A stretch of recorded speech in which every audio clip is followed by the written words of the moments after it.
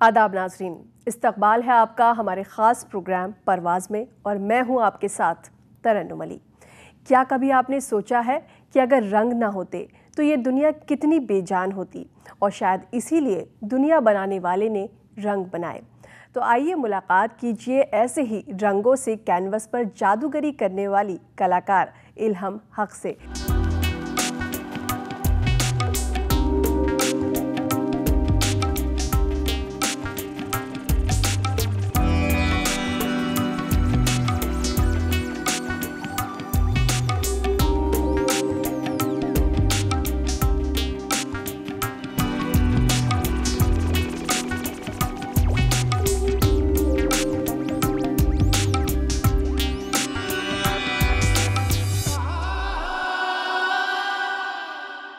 इल्हम, आपका इस्तकबाल है हमारे इस प्रोग्राम में। आप बांग्लादेश से आई हैं, आपका मोस्ट वेलकम। मुझे सबसे पहले बताइए, आपका बचपन कहाँ और कैसे गुजरा, बचपन कैसा था, और बांग्लादेश में आप कहाँ रहती हैं? मैं बांग्लादेश ढाका से हूँ जी। मेरे जन्म हुई ढाका पे। बहुत छोटे से मैं बाहर चली गई, जहाँ मेरे पिता प्रोफेसर थे खर्तूम यूनिवर्सिटी सूडान में।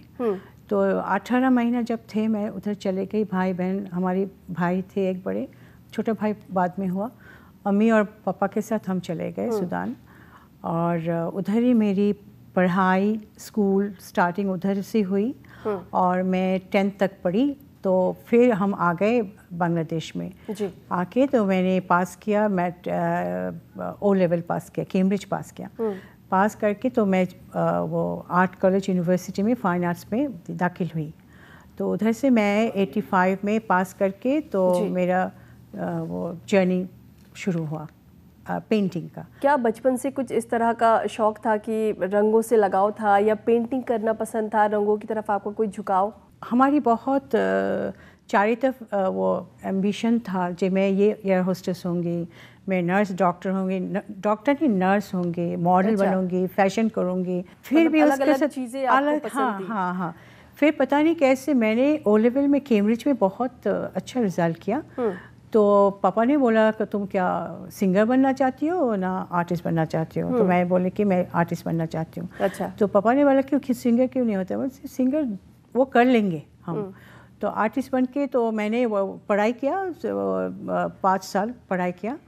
तो छोटे से पता नहीं एम्बिशन तो था बहुत तरफ, लेकिन ये इससे सडनली हो गया, लकीली हो गया। हाँ, अगर पेरेंट्स की आप बात करें तो हर कोई यही चाहता है कि उसका बच्चा जो है ऐसे फील्ड में जाए जहाँ पर उसका नाम हो और अच्छे पैसे भी मिले जिस जॉब में वो जाए, जो जॉब करे। तो आर्ट एक ऐसा फील्ड है, जब तक आपका नाम नहीं होता है तो आपकी कोई इनकम नहीं होती है। आर्टिस्ट की तो कोई इनकम ही नहीं होती है। तो कुछ फादर ऐसा कह रहे थे कि इस फील्ड में बेटा जा तो रही हो, लेकिन ये मत सोचना कि बहुत ज़्यादा पैसा कमाओगी। फादर से तो मेरे जो रिलेटिव्स हैं उसका सोच ज़्यादा है, तो ये पढ़ के क्या करोगे? तो मैंने कहा कि पढ़ लूँगी, करूँगी, आस्ते आस्ते उठे। हम मेरे तो कॉन्फिडेंस है बहुत जो मैं ये कर्म करूँगी। मैं तो ओरिएंटल से पास किया, तो तब तक ओरिएंटल का वो हिंदी में बोलते हैं प्राच्य कला। प्राच्य कला, हाँ। ओरिएंटल तो होते हैं जापान, चाइना, इंडिया, सब जो स्टाइल है उसका मुगल से तक अब तक वो स्टाइल मैंने फॉलो किया, सीखा भी। तो वो जब डिमांड था, उसका चाहिदा था 70s and 80s में, बहुत मैंने चाहा और मैंने बहुत काम किया उसका। तो ऐसी काम करके तो पापा ने बोला ठीक है, मेरी लड़की तो ठीक कर रही है, आपको कुछ बोलना नहीं है। मेरे जो रिलेटिव्स हैं उनको, मेरी दादी भी थी, वो तो बहुत कंजर्वेटिव थी। अच्छा। तो हाँ, तुम इंसान, वो क्या कह रही थी? वो इंसान तस्वीर खींचोगे, इंसान बनाओगे तो रूह कैसे दोगे? वैसे तो लिखा नहीं है भाई। इसमें तो कहीं लिखा नहीं चाहिए तुम इंसान नहीं कर सकते हो, बना नहीं सकते हो, रूह कहाँ से? तो मेरी तरफ से मैं जानती हूँ। तो ये अभी तो फिर जब दादी इस तरह की बातें किया करती थी तो आप क्या कहती थी? आपके फादर क्या कहते थे? फादर बोले कि चलो, फादर वाज वेरी मॉडर्न, वो बहुत आधुनिक है। अच्छा। लेकिन दादी तो बहुत कंजर्वेटिव थी, तो मैंने थोड़ा वो किया, इग्नोर कर लिया। तो दादी कुछ नहीं होगा, अब जस्ट दुआ करिए मैं बड़ी हो जाऊँ बस। फिर उसके आगे किस तरह फिर मैंने फिर 86 में मैंने फर्स्ट सोलो किया। पापा तब उधर वो क्या सोमालिया में थे, तो ही उधर वो वर्ल्ड बैंक में काम कर रहे थे। मैंने अलियंस फ्रांस में मेरे फर्स्ट सोलो, तो फिर बॉस्टन में मेरे सेकंड सोलो था out of the blue gallery में, और फिर तीसरा सोलो ढाका पे रेडिसन। अच्छा। और ग्रुप हमने बहुत किया तब तक से अब जैसे आप बता रही हैं कि 85 में आपने फर्स्ट सोलो जो एग्जीबिशन हुई आपकी 85 में हुई, तो तब में और अब में बहुत ज़्यादा फ़र्क होगा। बहुत फ़र्क, कितना डिफरेंस आ गया है टेक्निक का, कलर का, और बहुत आसान से अब बोलते हैं ना वाइब्रेंट कलर हमारे उधर थोड़ा कम होते हैं, बहुत ज़्यादा होते। इधर हम देख लें वाइब्रेंट बहुत पसंद करते हैं। तो बोले जी जब इजी वर्क करोगे, आसान से जो करोगे तो अच्छा लगता है। तो मैंने बोला नहीं, जो मेरी पसंद है मैं वो कर लूँगी। हाँ, कंटेम्प्रेरी आर्ट, आधुनिक जो कला है वो बहुत आगे चल चुकी हैं। बहुत अच्छा बन रहा है बांग्लादेश में, बहुत अच्छा कंटेम्प्रेरी। और वो फिगरेटिव वर्क भी हो रहे हैं इधर, जैसे इधर ज़्यादा फिगरेटिव वर्क है कल्चर का। हाँ, कल्चरली होते हैं, रिलीजियसली भी होते हैं, धर्मीय काम होते हैं। जैसे आपकी पहली एग्जीबिशन थी, तो उसमें आपका क्या थीम थी? आपने थीम क्या रखी थी? कितनी पेंटिंग्स आपने बनाई थी? और क्या उम्मीदें थी कि कितने लोग देखने आएंगे? एक डर भी होगा दिल में क्योंकि पहली एग्जीबिशन थी। बहुत अच्छा था, बहुत फीडबैक था उस पर। पर्टिकुलर मैं तो ओरिएंटल से पास किया ना, तो वो स्टाइल ओरिएंटल की था। जैसे अवनींद्रनाथ ठाकुर चुगताई का जो पेंटिंग है जी, मैंने उससे इंस्पायर्ड हुए थे। तो मैंने इंस्पायर होकर मेरी तरफ से मैं पेंटिंग करना शुरू कर दिया। मेरी जो विलेज लाइफ है हमने जो देखा, और ज़्यादातर विलेज लाइफ का है। अच्छा। औरतें कैसे काम करती है, सुबह कैसे उठते हैं, क्या करते हैं, सारा दिन क्या काम करते हैं। उसमें गाय होते हैं, गाय के ले जाते हैं, तब वो खेतों में काम करते हैं, और वो पानी लेके जाते हैं। जैसे आपने बताया कि आपकी जो पेंटिंग्स रहती हैं उसमें ज़्यादातर जो थीम है आपकी वो औरतें होती हैं, क्योंकि वो बहुत, आप बता रही हैं, बहुत ज़्यादा मेहनत करती हैं। लेकिन औरतें ही क्यों? कुछ और भी आप चुन सकती थी, कोई और थीम, कोई और सब्जेक्ट। हाँ, औरत के साथ भी है, उसके साथ जो क्या काम करती है वो, जैसे मैंने बोला गाय लेके जाते हैं। हाँ। और वो पत्थर तोड़ती हैं, वो पकाती हैं, तब फिर वो पुराना वो क्या है, सूखा हुआ पैर। हाँ। एक लेके आते हैं सर पे ऊपर जी, वो भी है। और वो कुओं से पानी, कुएं बोलते हैं ना, कुएं से पानी, वेल, हाँ, कुएं से पानी उतारते हैं, वो भी है। पहले तो ये था ना ओरिएंटल, हाँ, भिगा के, वो कागज़ भिगा के हम काम करते थे। तो फिर मैंने बाद में कैनवस पकड़ लिया। आप किस तरह की पेंटिंग्स बनाती हैं? आप अपनी पेंटिंग्स में बहुत अलग अलग तरह की चीज़ें इस्तेमाल करती हैं, जैसे सैंड इस्तेमाल करती हैं, वुड इस्तेमाल करती हैं, ग्लास भी इस्तेमाल करती हैं। ये एक अलग अनोखा तरीका है। किस तरह की पेंटिंग्स होती हैं, इनके बारे में ज़रा बताइए। अच्छा, वो सैंड और वो जो वुड क्रब्स है ना, उससे मैं एक लेयर देती हूँ, तो उसके ऊपर मैं कलर डालती हूँ, जो शेड आते हैं, किसका क्या सब्जेक्ट होते हैं। अच्छा। वो सेपरेट लेके फिर मैं बनाती हूँ।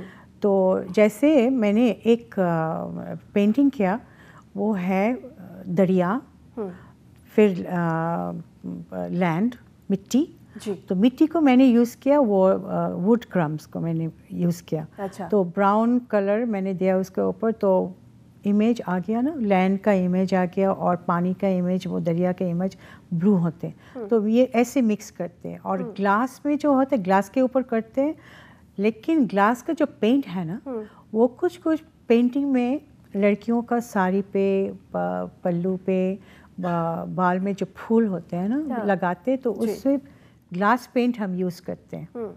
और एक है कोलाज करके फिर रंग डालते हैं। वो एक था, मैंने किया था ग्रुप शो में, तो बोल रहे कि तुम स्ट्रेट जीन्स पैंट लगाएं, तो मैंने कहा नहीं, जीन्स का कपड़ा नहीं लगाया। मैंने पहले कागज़ काट के पतले पतले कागज करके कोलाज करके फिर मैंने नील रंग लगाए। तो ऐसे जैसे हो गया वो लगते हैं कि वो जीन्स का कपड़ा है, एकदम रियल लगता है। तो मैंने कहा नहीं ये जीन्स का नहीं है, बहुत पसंद किया बहुत। इस पेंटिंग को बनाने में काफ़ी मेहनत भी है, ऑफकोर्स सोचना पड़ता है ज़्यादा। हाँ, क्या करेंगे बाद में, क्या आइडिया होंगे क्या। तो नेचर से मैं लेती हूँ पहले, नेचर से, और फिर वो गांव के जो सीनरी हैं, अर्बन का से जो सीनरी है, वो सब्जेक्ट्स है मैं लेती हूँ। लेकिन फिर मेरा सब्जेक्ट ये है कि हमारे चारों तरफ क्या होते हैं ना, औरत कैसे काम करती है, कैसे ये करते हैं, वो कैसे चलते हैं फिरते हैं गांव में शहर में भी। तो ये मेरा सब्जेक्ट है। और नेचर से मेरे तो वो एनिमल्स, वो गाय, चिड़िया एंड ये लेके मैं काम करती हूँ। इस तरह की एक पेंटिंग बनाने में आपको कितना वक्त लगता है? तो एक पेंटिंग में कोई 4 दिन हो जाते, कोई महीना हो जाते। अच्छा। कोई महीना से भी ज़्यादा हो जाते, कोई 1 दिन भी हो जाते। तो एक दिन जो हम लोग वर्कशॉप करते हैं ना, तो ऐसे आ जाता है कि तुम क्या बनाओगे वर्कशॉप में। हाँ। तो सोचना, वो भी जल्दी सोचना पड़ता है, तो क्या टेक्सचर लगाएंगे, उस तरफ वक्त से हमने वो 1 दिन का पेंटिंग करना पड़ता है। हाँ। तो इस तरह के और भी बहुत सारे आर्टिस्ट होंगे जो इस तरह की पेंटिंग्स बनाते होंगे, इस तरह का मटेरियल यूज़ करते होंगे। हाँ। तो क्या कभी आपने कोई इस तरह की पेंटिंग बनाई है जिसमें कोई ऐसा मटेरियल यूज़ किया हो जो किसी बाकी आर्टिस्ट ने ना किया हो, जो आपके लिए एकदम नया हो और देखने वालों के लिए भी? ये ग्लास पेंट जो है ना, मैंने कैनवस में यूज़ किया, शायद ये मेरे पहली वो ग्लास पेंट है जी। हाँ, और सैंड तो बहुत करते हैं, वुड क्रब्स भी बहुत करते हैं। और एक है जो एक लेयर देता है, जैसे हम ओरिएंटल आर्ट में भिगा के करते हैं, उस वो जो टेक्सचर आने के लिए, वो स्टाइल लेने के लिए मैं कैनवस में एक लेयर देती हूँ, वो वाइट प्लास्टिक एंड आई का गम मिला के 1-2 बार देती हूँ लेयर। तो सूखा भिगा के तो पानी डालती हूँ बहुत। तो जिधर वो कलर देना, वो कलर जब देते हैं ना, उसका टेक्सचर बहुत वो स्प्रेड कर जाते हैं, बहुत अच्छे से हो जाते हैं। तो फिर उस पर मैं औरत पर क्या पैर, क्या मेरे जो पसंद का चीज़ है वो मैं पेंट करती हूँ। आप अभी बांग्लादेश से हिंदुस्तान आई हैं अपनी एग्जीबिशन लेकर के, तो आपका यहाँ पर किस तरह का एक्सपीरियंस है? आपकी जो एग्जीबिशन है, जो पेंटिंग्स है, उनकी क्या थीम है? मेरे साथ तो और 2 आर्टिस्ट आए हैं, ज़ेबुन नाहर एंड रुबीना अख्तर। तो हम लोग तीनों का ही औरत के काम करते हैं, औरत के लिए सब्जेक्ट ही हैं। मेरी पर्टिकुलर ज़्यादा वो उसमें वो क्या है, औरत बुजुर्गान भी है और मछली पकड़ने का वो सीनरी भी है। और मेरी जो और दूसरी उसको डिज़ाइन बहुत अच्छे, अब जाके मैं बोलती हूँ सबको, आप आइए आईफेक्स में और देखिए हमारे एग्ज़िबिशन। तो बहुत नया चीज़ है, हमारे जो दोस्तों के यहाँ हैं वो बहुत, मेरी भी कुछ थोड़ा वो है, नया भी है पुराना भी सब्जेक्ट होते हैं। और वो डिज़ाइन का है, डिज़ाइन का उसका कोई सोच भी है, जो एक औरत का अंदर जो एंगर हाँ होता है ना, वो एंगर वो क्या है, पेंटिंग क्या है, डिज़ाइन तरफ लाइन के साथ। और दूसरे जो है वो पूरा क्या है, हमारे मुल्क में जो गांव में जो ग्रुप करके गाना गाते चलते हैं फिरते ग्रुप में जी, वो देखने का चीज़ है बहुत। और उसका काज बहुत बहुत अच्छे काम के हैं। और वो हम लोग बोलते हैं ना, वो रिमोट एरिया में जो हम पालकी बोलते हैं ना, वो वुडन जो बॉक्स है ना, उसमें जो शादी करके कोई चलते, पहले बहुत ज़माने में तो ट्रांसपोर्ट नहीं था, वही ट्रांसपोर्ट था। वो पालकी भी बनाए, वो बहुत अच्छी तरीके से। हम लोग सोचते हैं ना, पहले तो वो थे ना हमारे जो बिकते थे ना रास्ते के ऊपर चूड़ियाँ, फिर अभी भी बिकते हैं लेकिन कम हो गया। लेस फिता जो है ना, वो भी मैं पसंद करती हूँ। नई चीज़ें आप अपनी पेंटिंग पुराने जिनिस फिर हम लेके आते हैं। नई चीज़ें आप कोशिश करती हैं कि अपनी पेंटिंग में इस्तेमाल करें। जैसे आपकी एग्जीबिशन यहाँ इंडिया में चल रही है, तो आप क्या डिफरेंस देखती हैं कि जो यहाँ की ऑडियंस है और जो बांग्लादेश की है या किसी दूसरी कंट्री की है, वहाँ पर जो एग्जीबिशन में लोग आते हैं, तो कितना डिफरेंस है उनके टेस्ट में? यहाँ ट्रेडिशनल काम पसंद करते हैं ये सब जगह, बस ये काम कोई सेम स्टाइल कोई हो सकता है सेम, बट कल्चर का फर्क है कि आप बहुत सारी कंट्रीज में गई हैं, बहुत जगह आपकी एग्जीबिशन हुई है, तो कहीं पे क्राउड ज़्यादा आता है, लोग पेंटिंग्स के लिए बहुत ज़्यादा क्रेजी होते हैं, बहुत पसंद करते हैं, तो ऐसा कौन सी कंट्री में है?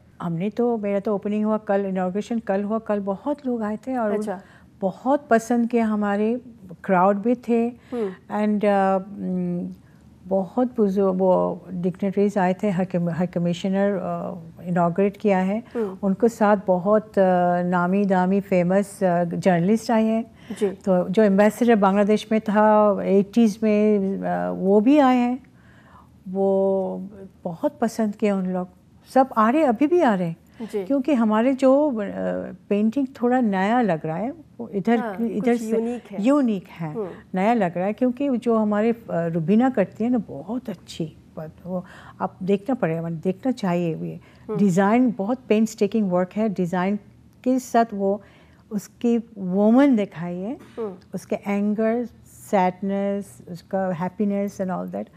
दूसरी तरफ जो ज़ेबुन है वो दिखाई, वो रूरल का जो स्टोरी, हाँ जो स्टोरी है वो दिखाए। मैं तो पर्टिकुलर औरत जो सुंदर है ना, उसका जिस तरफ खूबसूरतियाँ, जिस अलग तरीके से आप दिखा सकती हैं, वो अपनी पेंटिंग में आप दिखाती हैं। इल्हम, आप मुझे बताइए, जैसे आपने शुरू में बताया था कि आपने जो शुरुआत करी अपने करियर की वो 85 से करी, अब बहुत सारे साल हो चुके हैं आपको इस फील्ड में, तो आपको कई सारे अवार्ड्स भी मिले हैं, उनके बारे में बताइए। ये किस तरह के अवार्ड्स हैं, कहाँ मिले, किस पेंटिंग के लिए मिले? एक औरत पैर के ऊपर उठ के आम ले रहे हैं जी, और उसके सारे तरफ वो डाल होते हैं ना, और उसके पत्ते और पत्ते और आम, तो वो सफ़ेद साड़ी पहन के पैर में उठ के आम ले रहे हैं। तो वही है मेरे फर्स्ट अवार्ड, वो बेस्ट अवार्ड। फिर क्लास बेस्ट अवार्ड मुझे मिले, कुआं से मैंने एक लड़की पानी उतर रही है बाल्टी से जी, वो एक है, और थर्ड एक है जो उसके कलर, मेरे एक ग्रुप में वो चूड़ियाँ, 2 औरत चूड़ियाँ बेच रहे हैं, वो टुकड़ी बोलते हैं, आपको क्या बोलते हैं, उसमें चूड़ी लेके जा रहे हैं बाजार मेला में, और पीछे से एक आदमी सूखा हुआ जो पत्ते होते हैं ना, वो लेके जा रहे हैं पीछे से जी। तो वो बहुत अच्छा था, वो फिर मैंने वो भी बेस्ट अवार्ड नेक्स्ट ईयर 3 साल कंटिन्यूसली मैंने मिला। बाद में एक जस्ट स्पेशल अवार्ड दिया था मैंने, कोई एक महल में मैंने गए थे, आर्ट महल में, अच्छा, तो तब मुझे वो दिया था एक अवार्ड, स्पेशल अवार्ड दिया था। हाँ, इतने साल हो गए तो मुझे उधर मिल गया एक अवार्ड। तो अब आगे की आपकी क्या प्लानिंग्स हैं? अभी तो किसी नई थीम पर काम कर रही हैं, कुछ नई चीज़ें इस्तेमाल करनी है अपनी पेंटिंग में? यस, है, मेरे दिमाग में है। तो जब मैंने ये देखा, इसमें तो बहुत अच्छा फीडबैक मिला मुझे, और मैंने सोचा कि मैं दिल्ली में मुंबई में वो सॉलो करूँगी। बहुत सारे लोग काम कर रहे हैं औरतों के लिए, कोई अपनी पेंटिंग्स के ज़रिए उनके लिए काम कर रहा है, कोई किसी तरह से काम कर रहा है। आपको क्या लगता है कि जो लोग इस तरह से काम कर रहे हैं उसका हमारी सोसाइटी पे कुछ असर होता है? मैं women entrepreneur association of Bangladesh के मेंबर हूँ जी।